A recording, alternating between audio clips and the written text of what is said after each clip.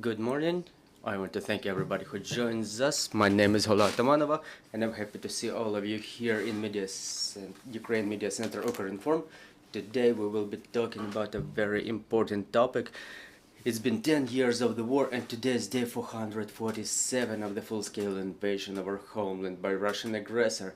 And today we have invited all of you to talk about the fact that it's been 1 year that we will commemorate the exit by our heroic defenders, their exit from Azovstal steelworks back on the day after the heroic defense they were holding for 87 days there. They've undertaken a decision upon the order that they received to leave the steelworks, and now we all see them as heroes. We wait for them here, and no one could hope that after 1 year we will be gathering here and saying that not all of our heroes have come back home.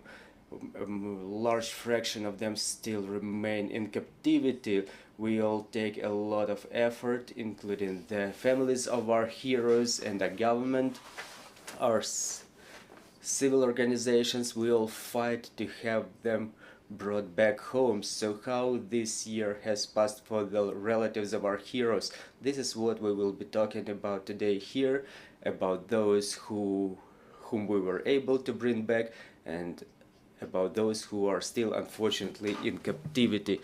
So I want to introduce our speakers today. It's Nataliia Zarytska, chair of the Women of Steel Council of Wives and Mothers of Ukrainian Defenders, wife of a released from captivity soldier of Azovstal Regiment; Nataliia Kravtsova, mother of a defender who is still kept in captivity; Nelya Shastun, mother of two Azov soldiers, one of whom died and one is being kept in captivity; Anastasiia Mikhilova, a woman who was staying with a 2-month child in a bunker in Azovstal; and Sofiia Cherepanova, sister of Azovstal defender kept in captivity. Thank you for coming here. Thank you for finding the strength to keep coming and keep talking about this problem. So, Nataliia, let's start with you. I know that this year was extremely difficult for you, but we were able to pull your husband out of captivity. We know that he undergoes rehabilitation, quite a difficult rehabilitation. So let's talk about those whom we were able to bring back home, who still stays there, and what the process of rehabilitation looks like.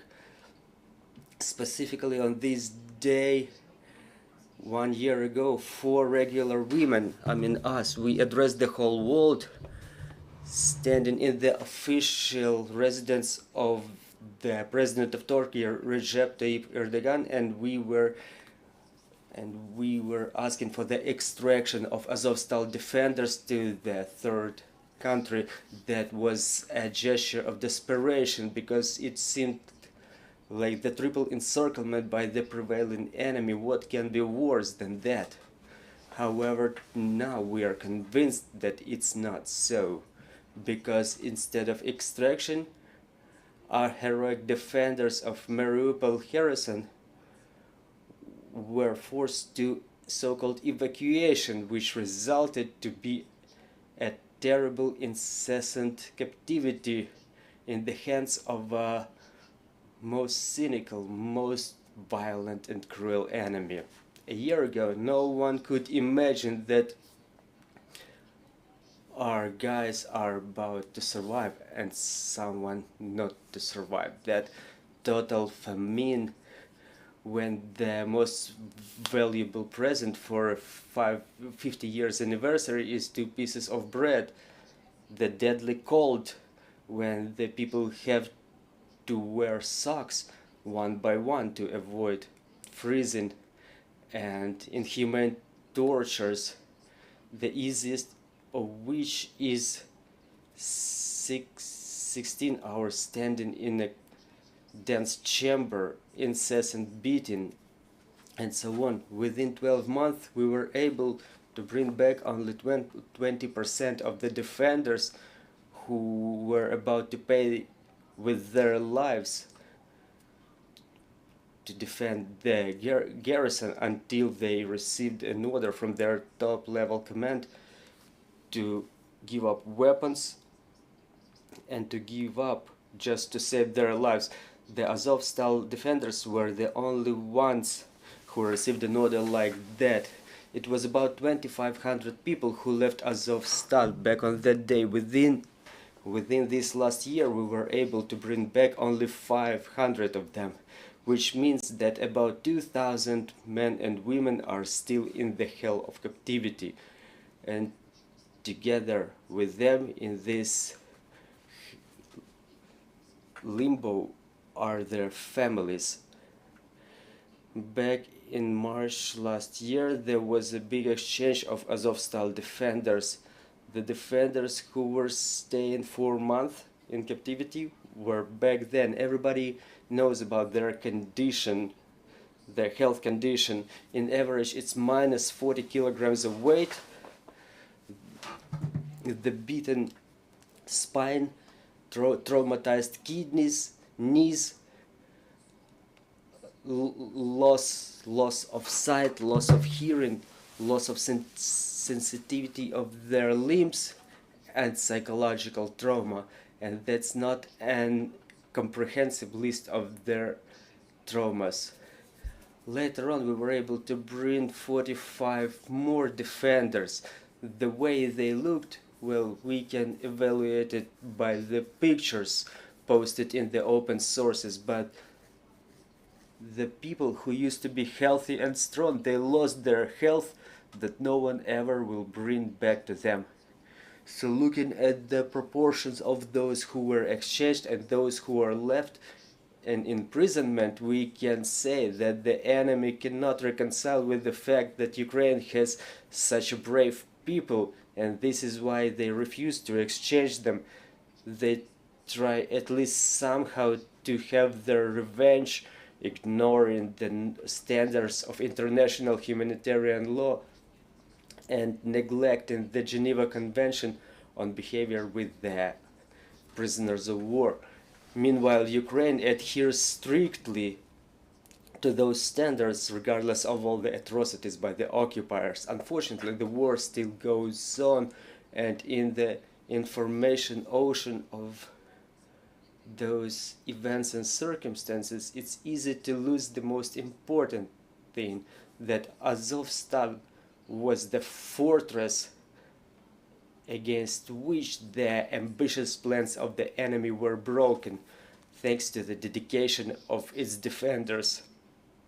The soonest possible liberation of the defenders of Azovstal is what every Ukrainian should strive to, and it's the obligation of the government, and we should not forget about that. Thank you, Miss Nataliia. Thank you.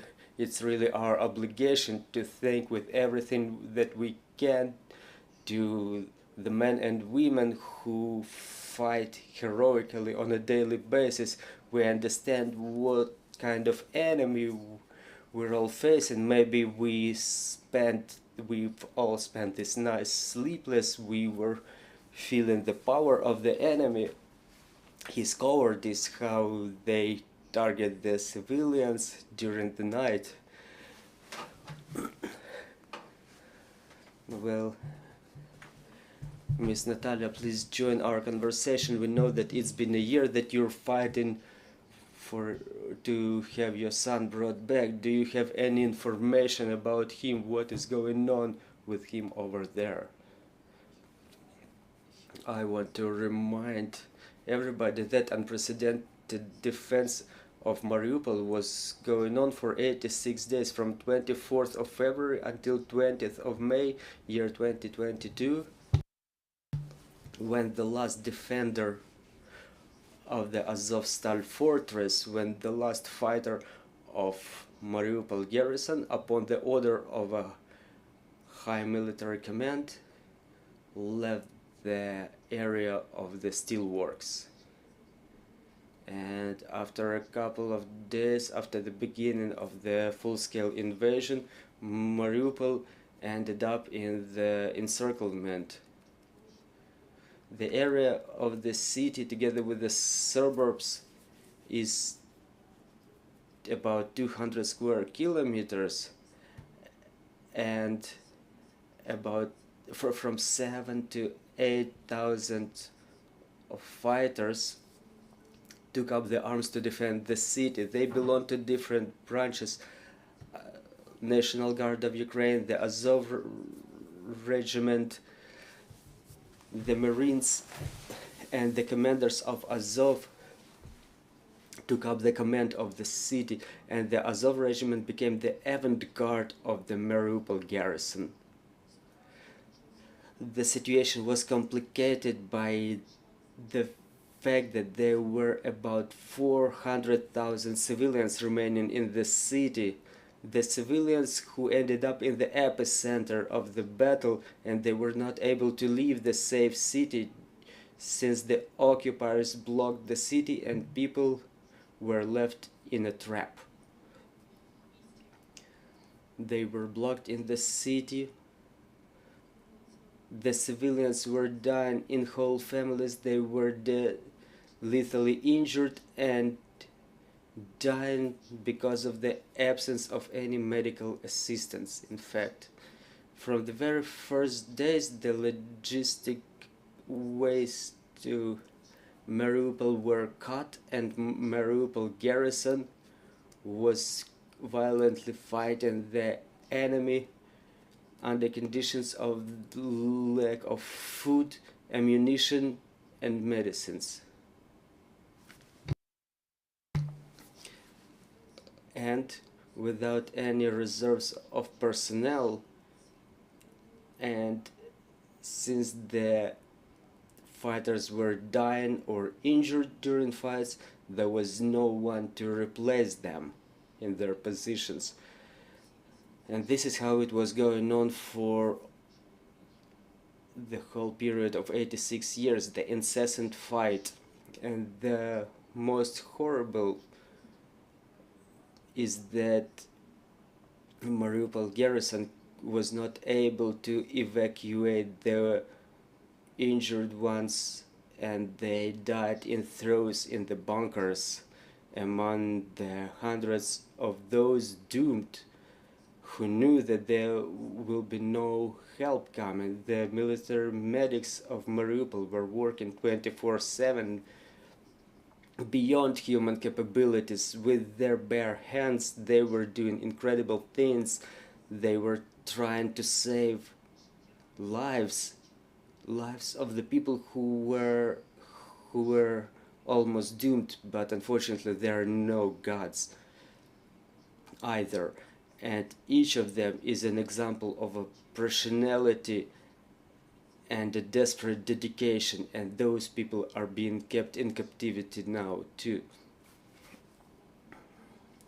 The Central Intelligence Department with Azov Regiment exercised an unprecedented operation on delivery of the ammunition to the occupied city, along with the medicines, food ratios, and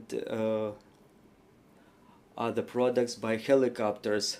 Also, 72 warriors who were engaged in the fight were delivered to the city too during that operation. And for those people who were staying in Mariupol back then, those helicopters, they brought not just ammunition and something else that they needed back then, they brought hope that Mariupol garrison is not left, it's not left behind. And it was probably even, well, it weighed a lot for that, for those people.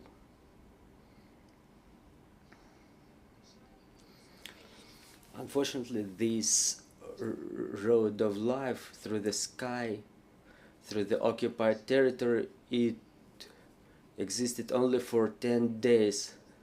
After that, the fortress of Azovstal was the last piece of Ukrainian land in Mariupol. The assault of the steelworks were seizing only when Russian aviation was dropping the aviation bombs, the phosphorus bombs, or multi-ton high explosive bombs on the steelworks that penetrated the bunkers a couple of floors down in the depth, and they were burying hundreds of military and civilians under the debris, those who were looking for safety in the shelters there. About 120 flights. This is how much attacks were launched against Azovstal steelworks, and all those bombs were falling over the heads of our defenders, and hundreds of bodies are still remaining there under the debris, concrete, and dug soil. The heroic defense of Azovstal was going on for 86 days, and starting from 16th to 20th of May, the defenders of Azovstal left the steelworks, and we've all seen those defenders. All the world has seen that footage. They came out exhausted, wounded, but none of them put their hands in the air. It's been a year that I'm waiting for my son to come back from imprisonment. I apologize. Miss Natalia, do you know anything about him? Well, for me, just like for a lot of people, this is the most horrible year of my life.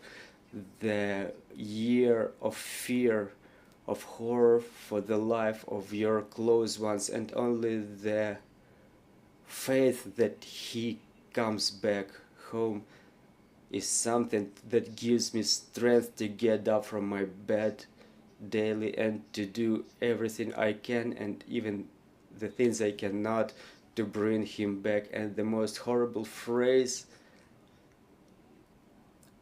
your son is not on the exchange list. This is the most horrible phrase for me.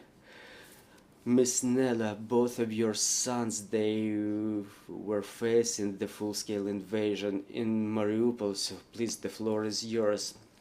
Good morning. I was born and I was raised in the city of Mariupol. This is the very same city where my sons were growing up, the fighters of Azov Regiment, and this is where we met the full-scale Russian aggression. From the very first minutes of the enemy offensive, my sons were trying to persuade me to leave the city. I have not listened to them, and I spent 21 days in encirclement.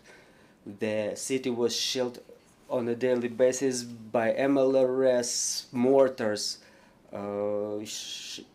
vessels from the sea, everything. When we were going to bed, we were fighting for we were praying for quick death in case we are being targeted, because pulling someone from under the debris or saving the injured ones, there were no people to do it. The city was without mobile communication, water, electric, or heat supply. Every day we were walking 1.5 kilometers to a well to get some water. On our way there, we didn't know whether we will reach the well and whether we would be able to come back, and even whether there will be a place to come back to. To save the logs, we got united with our neighbors and we created a big oven, one for the whole section of the house, of the apartment block. We were getting logs and we were staking it in the hallway of our apartment block. We were guarding our treasure because back then it was the most valuable treasure. A couple of times our military were bringing food and water for us, and we were dividing it among ourselves. Every day we were waiting for help, but the help never arrived. On the 15th of March, there was the first green corridor for the civilians organized. On the 16th of March, right after the dramatic theater was blown up along with the Neptune swimming pool, we decided to leave. And the first 30 kilometers, we were going them for 9 hours. We came to a country house on the seashore, and in the morning there was a road to Zaporizhia, and instead of 3 hours we spent 12 hours on the way. On the 24th of March we were in Kyiv already. Here there was cell communication, and we could see the news, and I could get in touch with my sons, and I could see on the news what was going on in Mariupol, and all of that time I was incessantly tracking the news. On the 1st of April, my elder son died during a street skirmish, and in 2 weeks the younger one was blocked in Azovstal. Due to the death of one son and inability to protect my second one, watching the news live, watching him being killed live on a daily basis. Well, I worked in Azovstal steelworks for many years, and one of my duties was the inspection of shelters in the steelworks, so it was easy for me to imagine what are the conditions that the people who hide there ended up in, with every phosphorus projectile, every bomb dropped, every projectile launched against them. I was imagining myself sitting in that shelter, and I was horrified. Every second of a telephone talk with my son, they were the minutes of joy, and then 3, 4, 5 days with no connection. You're getting out of your mind. You take that piece of bread in your hand, and you think whether your son was able to get that bread. You pour a glass of water, and you pour water in the glass, and you think about your son, like he told me that they were drinking water right from the floor. It's like from the puddle. And then we received that message from the General Staff of Armed Forces of Ukraine that garrison of Mariupol fulfilled its duty and hindered the enemy to reach the administrative border of Donetsk and Luhansk region, and to create the conditions for encirclement of the Ukrainian armed forces. High-level military command gave an order to the garrison of the personnel, to Mariupol garrison who remained in steel works, to give up and save the lives of the fighters. So now it's been more than 12 months that the majority of the Azovstal fighters are in captivity. How many of them will be coming back home? How many of them are being tortured to death by now? We demand those questions not to remain rhetoric, but to be answered by the specific actions, concrete actions of the civilized world. Nastya, you spent 2 months in an Azovstal bunker with your 4-year son. This was the moment when we were hearing the narratives from the Russian propagandists that our fighters use our people as the life shield. I'm sure you have something to say in this regard to debunk that myth. Good afternoon. My name is Anastasiia. I'm a wife of the military who took up the arms from the very first days to defend our city of Mariupol. Within 2.5 months, our family, including 4-year son, was staying in Azovstal bunker. The enemy was spreading misinformation about the atrocities Ukrainian armed forces against the civil population. I want to witness here that that was not true, because only thanks to the Ukrainian military we were able to save our lives.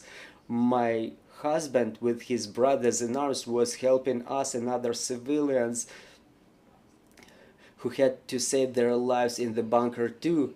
So he was giving away his food rations in triple encirclement. He was giving away the food rations that was so scarce.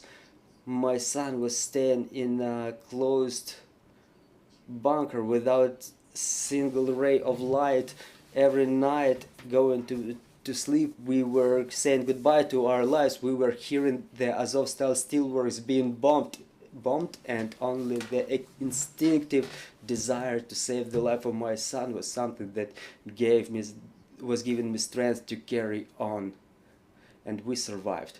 Sofiia, thank you. Please join our conversation. Your brother is still in captivity. Good morning, my name is Sofiia. My brother is being kept in captivity. He's the fighter of 74th Detached Reconnaissance Battalion, who was defending our homeland starting from year 2014, and the full-scale invasion caught my brother in the suburbs of Shirokino, and he was one of the first fighters to deter the attack of the violent enemy. And further on, his battalion joined the Mariupol garrison, who was defending the city of Maria for 3 months until the order of the high military command to give up weapons to save lives. Mariupol was the place of it was the breaking point of the war, which defined its further course. There, in the ovens of Azovstal, the hope of Ukraine was forged to take over the prevailing enemy, prevailing 10 or maybe 100 times with the amount of their weapons and ammunition. 1 year after the Ukrainian fighters left the territory of Azovstal, our commander-in-chief emphasized that the Ukrainian heroes should be brought to Ukraine alive. But it's been 365 days and nights that we, the families, the close ones of the defenders of Azovstal, we wish each other good news. For us, it means the return of our relatives. Unfortunately, only a small percentage of us was getting those good news within that year. So after those many months of hope, tears, and disappointments, we are forced to address our president. Dear Mr. Zelensky, the heroic actions of the Azovstal defenders was something that all the world became fond of. Their dedication motivated and inspired both military and civilians to do more, to push the envelope. However, looking at their tragic destiny in captivity, the faith in humanity and justice is being lost, which disables the emergence of the new heroes. The return of the steel warriors back from captivity is our common obligation. Help everybody who expects for the good news to hear those news. The government should triple its efforts to make sure that the defenders of Azovstal come back home alive the soonest possible. Thank you for your attention, and for those who wait for their close ones to come back, I wish everybody to hear those good news. Natalia, that will be probably a question to you. We all understand understand, I'm sure that all of us services from the office of the president all the way to the Central Intelligence Department, they do everything possible to bring our guys back, but we understand that it just doesn't go as smooth and we would like it to. And we were talking about the engagement of the Red Cross in all phases of this in this process. Were we able to move this position within this 1 year of captivity of our heroes? Were we able to knock to them? Have they been engaged in the process? Do we have any information where our heroes are? Is anything going on in that area?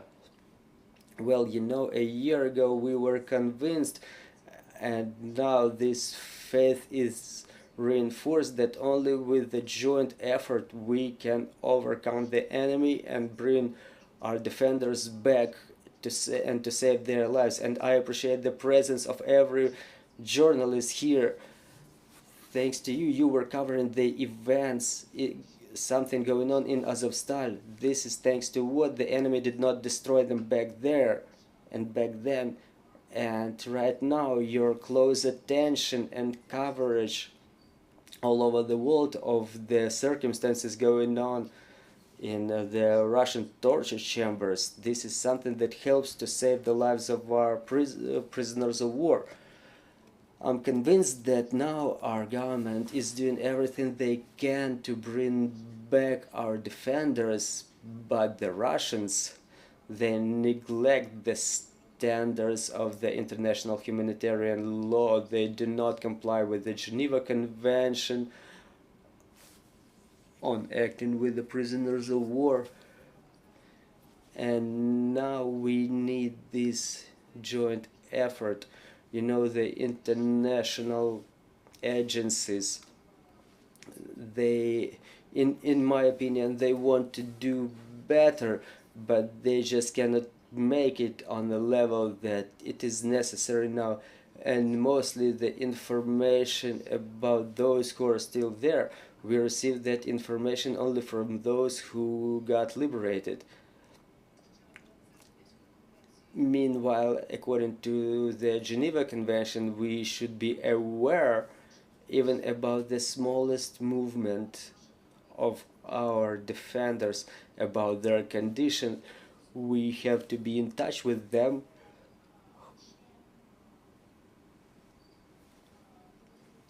But unfortunately, a small fraction of the families received letters from the prisoners, and it was not a big scale action, and it's not a permanent process, unfortunately. And unfortunately for the families, it is a year of something unknown going on. Dear colleagues, if you have any questions, please join our conversations.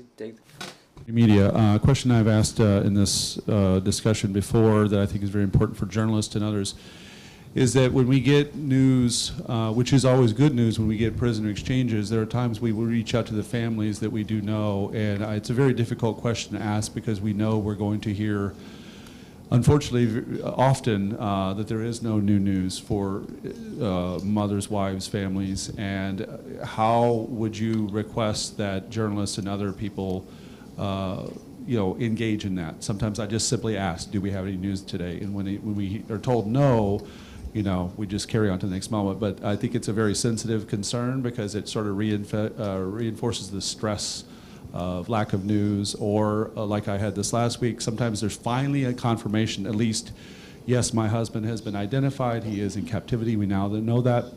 But is there a way you would like to have those of us who ask those questions to do so? Yaku.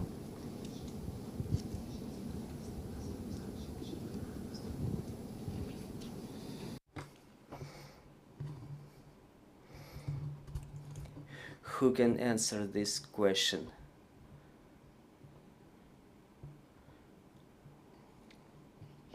The question was about whether you would like the journalists to join the process to make sure when exchanges are going on how it should be presented by the journalist, in your opinion?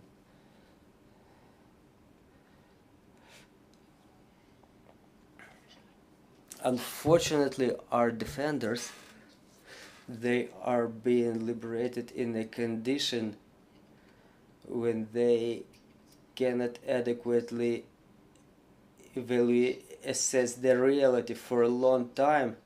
They still think that it's a dream, that they're dreaming. They try to hear every sound. I remember my husband, after he was liberated, it's been 7 months that he could not hear music.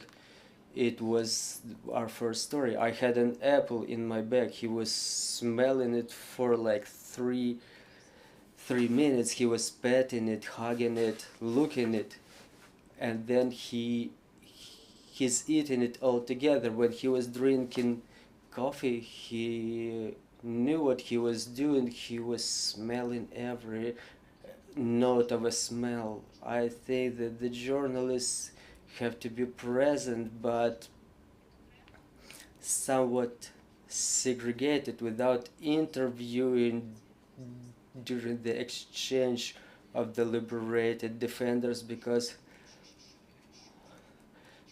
they don't know what's going on with them. They don't understand their dimensions. They got, some of them, 40, 60, 80 kilograms lighter. They try to grab the air and they don't have any emotions. So just for your understanding, my husband, in a month, he told me, he said, I don't feel anything. The only feeling that the Russians didn't beat out of me, that was the feeling of hunger. When in the Visanjari he was able to take a shower, he was crying. He spent 1 hour under the hot water, and he was saying that is the biggest achievement of civilization, the hot water. During the last exchange, when our defenders were brought to 45 defenders were brought to the hospital, I was present there. I didn't dare to come up to several of our defenders. So yeah, there should be observation, but without intrusion.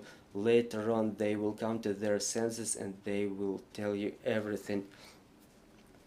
Irina Kožuhar, Ukrinform. One of the biggest problems is the absence of communication, of information. What is going on with your close ones right now? Within this year, have you managed to set up some channels to improve the situation, at least to some extent, or everything is just as difficult as it was in the very beginning? Thank you.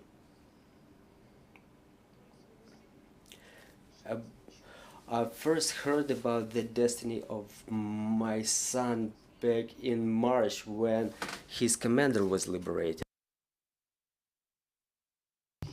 And it was only back then that I found out that he was staying in Olenivka prison, that he survived the act of terrorism on the 29th of July when the barracks was blown up.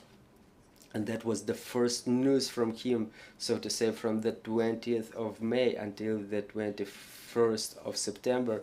And after that, there is no information about his whereabouts. There are no official possibilities of communication which are stipulated by Geneva Convention for the Ukrainian prisoners of war who are being kept in Russian captivity. There is no such option. Neither they don't know what's going on to their families, whether they are alive, whether their children have grown up for this year. They are in complete isolation, just like us. So there is no official communication for the families. We spend this year in information vacuum, so to say. We don't know where our relatives are. We don't know what is their condition. We have no opportunity to send any any letters, any packages to them. There is no way of communication between us. Good afternoon, everybody. Vita Pasishnik, Journal Ukrainka. I have a couple of questions. I know that you've done a lot within this year to keep reminding, to set the coordination, to do anything that will be of help and establishing communication with the prisoners of war. But again, the time is passing. You don't want to do any harm to any activities of the government, and neither to our defenders. So all those smooth methods of support, they are being exhausted. So what is your plan of further actions to keep drawing everyone's attention, to keep reminding everybody to get some real result? To what extent do you coordinate with the government in this regard? And another question is about, first of all, those who were already brought back. I know that you do a lot to improve, to adapt them as soon as possible. You have some proposals in this regards, and you try to cooperate in this area with the government too. So in this area of rehabilitation and adaptation of the defenders who came back, what do you do in that area? Thank you for your question. Well, thank you. It's a very big question and very important. Just as our defenders ended up in the hands of the enemy, we put our will in the clenched fist, and we were communicating with our government agencies all the time. We were trying to find out how the occupiers are being treated in captivity, and we were protecting that humane principle, that regardless of all the atrocities that they were committed here, we were asking them to be treated well, so that the Russian prisoners have all the basic necessities, and they should have connection with their families. And we know that it is so. We know that even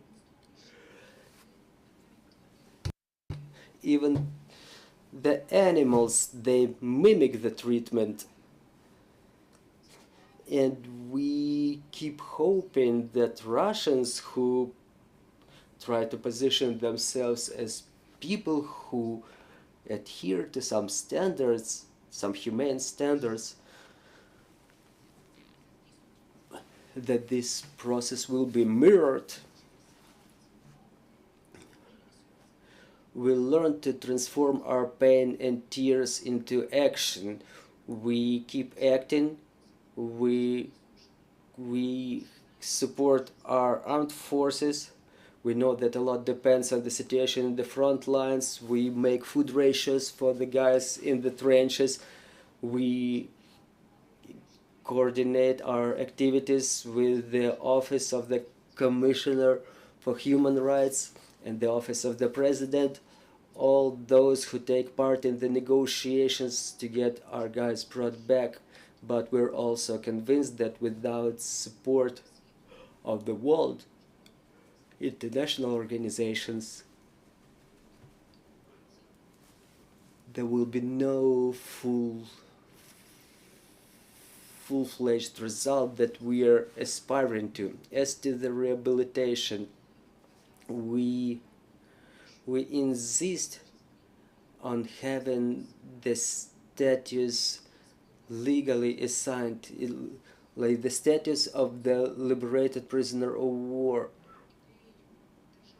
We work on the idea of state policy and culture of treatment of liberated prisoners of war. We have both psychological line and legal line. The lawyer Tamila Alexic, who supports the family's legal issue, is aware of the whole pool of problems. What such status will give them? We want there be specific protocols for revision of the health condition of those who were brought back from captivity, and special protocols for their medical treatment, because they're a very specific category. It's a very specific type of condition, and there should be a process built for integration and rehabilitation, the architecture of the process, I mean, and we have a vision how it should be done. Thank you. Dear colleagues, do you have any more questions? If you do, please let me know. Now that we don't have any more questions, Ms. Nataliia, regarding rehabilitation, whom do you cooperate in this process? How to develop those procedures and algorithms? We know it's important now. We know that many of our warriors who came back from captivity, they dream about one and only thing: to get back to the trenches, to defend our homeland, and such procedures will help those people to come back to the normal life. We initiated one of the big scale meetings in the platform of the coordination headquarters for treatment of prisoners of war. The Minister of Health was taking part in that meeting, along with the Deputy Minister of Internal Affairs, and Deputy Minister of Defense Hanna Mahler, and the commanders of forces from National Guard and the Armed Forces of Ukraine, and we jointly discussed what is necessary for our defenders. What I can say is that in the system of National Guard of Ukraine, there is more order than in the system of the Armed Forces of Ukraine, because the hospitals are filled with people and defenders. They have to spend time in lines, but we have some good hospitals, exemplary hospitals, like the hospital of Ministry of Internal Affairs, where they deal with the human lines. There are no lines there, but there is a number of hospitals which should be improved, because the people come back with the shrapnel in their bodies. They need to undergo additional examinations. The medicines list should be examined. Their food ratios should be examined. Like you can imagine, they were peasants. They were living in concentration camps. They were surviving famine, and the meals for them, they cannot be just the same as for the regular people who stay sick in the hospitals. Thank you for continuing your fight. Thank you for fighting for our heroes. Joining us was Nelya Shastun, Sofiia Cherepanova, Nataliia Zarytska. Also joining us were Nataliia Kravtsova and Anastasiia Mikhilova. I appreciate your participation in this meeting, and I hope that all of us, we will hear the best news shortly about our men and women coming back home. Dear journalists, thank you for this meeting. We continue working together for our victory. We thank our armed forces for this opportunity to have this event. We appreciate the work of our air defense, specifically during this night, and glory to Ukraine, glory to the heroes.